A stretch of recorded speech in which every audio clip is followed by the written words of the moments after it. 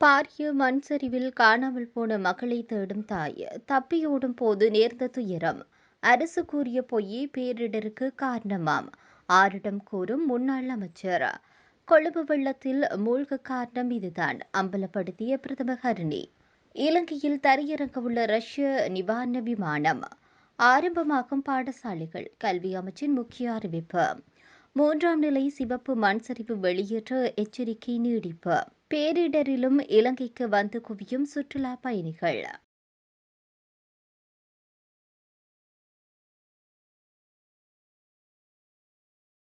பதுளை கந்தக்கட்டிய பிரதேச செயலாளர் பிரிவிற்குட்பட்ட நாகொள்ள கிராமத்தில் கடந்த மாதம் 27ஆம் தேதி இடம்பெற்ற பாரிய மண் சரிவில் காணாமல் போன தன்னுடைய ஒரே மக்களை தாய் தேடி வருகின்றார். 21 வயதான காயத்ரி காவிந்தினி ராஜபக்ஷ என்ற யுவதி மண் சரிவில் சிக்கி 11 நாட்களாகியும் இதுவரை கண்டுபிடிக்கப்படவில்லை. அந்த கிராமத்தில் மண் சரிவில் சிக்கி மொத்தம் 5 பேர் உயிரிழந்துள்ளனர். காணாமல் போன யுவதியின் உறவினர்கள் மூவரும் இதில் அடங்குகின்றனர். மண் சரிவு ஏற்பட்ட வேளை தப்பியோடும் போது மகள் அதில் சிக்கிக் கொண்டதாக தாய் தெரிவித்தார். தன்னுடைய மகள் இந்த மண்மேட்டிற்குள் 2 அடி அல்லது 3 அடி ஆழத்தில் எங்கோ இருக்கிறார் என உறுதியாக நம்புவதாகவும், தினமும் 30 தொடக்கம் 20 தடவைகள் வந்து மகளை தேடுவதாகவும் தாயார் குறிப்பிட்டார்.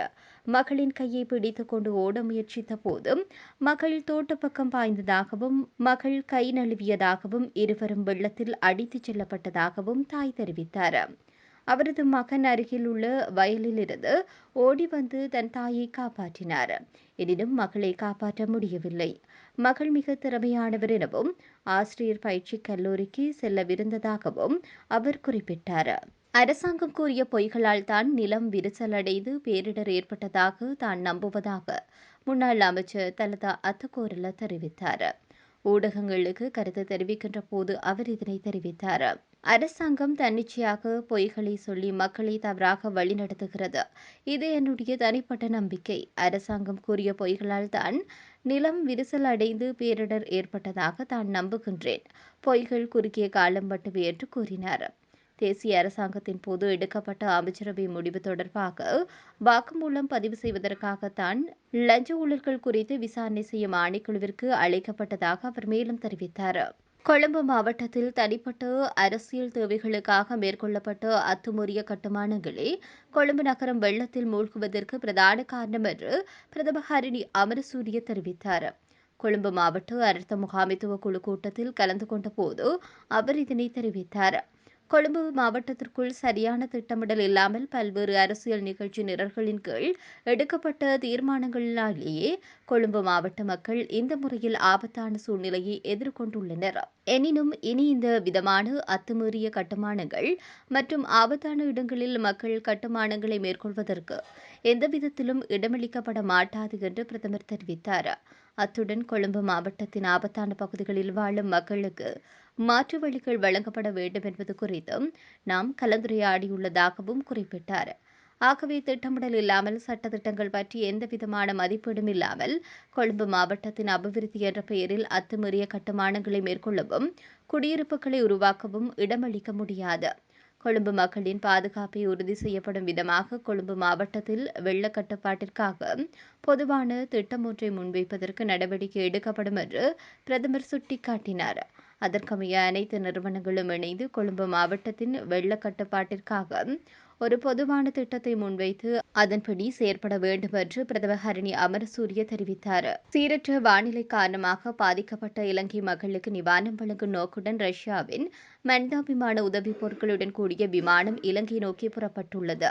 அதன்படி 35 டொன் அளவுடன் மனிதாபிமான உதவிப் பொருட்களை கொண்ட விமானம் இலங்கை நோக்கி புறப்பட்டதாக இலங்கை தூதுவர் ஷோபினி குணசேகர இன்று அதிகாலை தெரிவித்தார். 2004ஆம் ஆண்டு ஏற்பட்ட சுனாமிக்கு பிறகு இலங்கையில் ஏற்பட்ட மிக மோசமான இயற்கை அனர்த்தமான டித்வா புயலின் தாக்கம் காரணமாக இதுவரையில் 639 பேர் உயிரிழந்தனர். நாட்டில் மொத்தம் சனத்தொகையில் சுமார் 10% இதனால் பாதிக்கப்பட்டுள்ளதாகவும் கூறப்படுகிறது. இந்த பேரிடர் சூழலில் இலங்கைக்கு அநேகமான நாடுகள் தம்முடைய உதவிகளை செய்தும் நிவாரணங்களை அனுப்பியும் வருகின்றமை குறிப்பிடத்தக்கது. பேரிடரால் பாதிக்கப்பட்ட பகுதிகளில் உள்ள மாணவர்கள் மீண்டும் பாடசாலைக்கு செல்லும் போது சீருடைகள் கட்டாயமாக்கப்படாது என கல்வி அமைச்சு அறிவித்தது. குறித்த விடயத்தை கல்வி அமைச்சின் செயலாளர் நலக்கு கலுவிவி தெரிவித்தார். பேரிடர் பாதித்த பகுதிகளில் உள்ள மாணவர்கள் தங்களுக்கு அருகிலுள்ள எந்த பாடசாலைகளுக்கும் சென்று கல்வியை தொடரும் வசதிகள் வழங்கப்பட்டுள்ளதாக அவர் தெரிவித்தார். கல்வி மற்றும் கல்விசாரா ஊழியர்களுக்கு தளர்வான கொள்கைகள் முடிவு செய்யப்பட்டுள்ளது. பேரிடர் பாதித்த பகுதிகளில் உள்ள மாணவர்கள் தங்களுக்கு அருகிலுள்ள எந்த பாடசாலைகளுக்கும் சென்று கல்வியை தொடரும் வசதிகள் வழங்கப்பட்டுள்ளதாக கல்வி அமைச்சின் செயலாளர் தெரிவித்தார். இதுவரை செயல்படுத்தப்பட்டுள்ள ஊட்டச்சத்து திட்டமும் 16ஆம் தேதி முதல் செயல்படுத்தப்படும் என்றும் மேலும் அதை மேலும் விரிவுபடுத்த முடியுமா என்பது குறித்து ஆராயப்பட்டு வருவதாக குறிப்பிட்டார். பேரிடருக்கு பிறகு 3ஆம் தவணையின் 2ஆம் கட்ட பாடசாலைகள் டிசம்பர் மாதம் 16ஆம் தேதி தொடங்க திட்டமிடப்பட்டுள்ளது. அதன்படி மேற்கு, தெற்கு, வடக்கு, கிழக்கு, சப்ரமுக மற்றும் வடமத்திய மாகாணங்களில் உள்ள அனைத்து பாடசாலைகளும் திறக்கப்படும் எனவும், இருப்பினும் 3 மாகாணங்களைச் சேர்ந்த 147 பாடசாலைகள் திறக்கப்படாது என்றும் அறிவிக்கப்பட்டுள்ளது. நாட்டின் 4 மாவட்டங்களில் பல பகுதிகளில் வழங்கப்பட்ட நிலை 3 சிவப்பு மண்சரிவு வெளியேற்ற எச்சரிக்கை நீடிக்கப்பட்டுள்ளது. அதன்படி தேசிய கட்டிடம் மற்றும் ஆராய்ச்சி அமைப்பின் மண்சரிவு எச்சரிக்கை இன்று மாலை 4 மணி வரை நடைமுறையில் இருக்கும் என்று அறிவிக்கப்பட்டிருந்தது. அந்த வகையில் நிலை 3 அடிப்படையில் மண்சரிவு எச்சரிக்கையாக கண்டி மாவட்டம், கேகாலை மாவட்டம், குருநாகல் மாவட்டம், மாத்தளை மாவட்டம் ஆகிய இடங்களில் குறிப்பிட்ட சில இடங்களை இவ்வாறு அடையாளம் காணப்பட்டுள்ள பகுதிகளாக எச்சரிக்கப்பட்டுள்ளது. பேரிடருக்கு மத்தியில் டிசம்பர் மாதத்தின் முதல் 7 நாட்களில் 43,329 சுற்றுலா பயணிகள் இலங்கைக்கு வந்துள்ளதாக தெரிவிக்கப்பட்டுள்ளது. இதன் மூலம் சுற்றுலா பயணிகள் வருகை தந்து முன்னைய ஆண்டை விட 2.14 மில்லியன் சுற்றுலா பயணிகளை பதிவு செய்து கடந்த ஆண்டின் இதே காலகட்டத்தை விட 16.3% அதிகரிப்பை காட்டியது.